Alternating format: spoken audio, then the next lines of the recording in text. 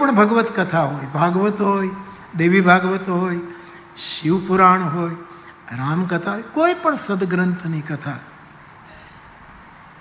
અમારે પૂજ્ય મહાદેવ દાદા મહેતા એ તો 18 પુરાણોની કથા કરે, 18ની કથા કરે, વિદ્વાન વડી. એટલે કે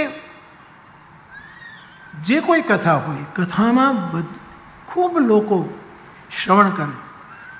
નહીંતર તો હવે ટીવી ઉપર આવે, લાઈવ ટેલિકાસ્ટ હોય, તમારા ફોન ઉપર આવે, છતાંય મંડપમાં જ આવવાનું અને કથા શ્રવણ કરવાનું. આ કથાનો ગજબ મહિમા છે.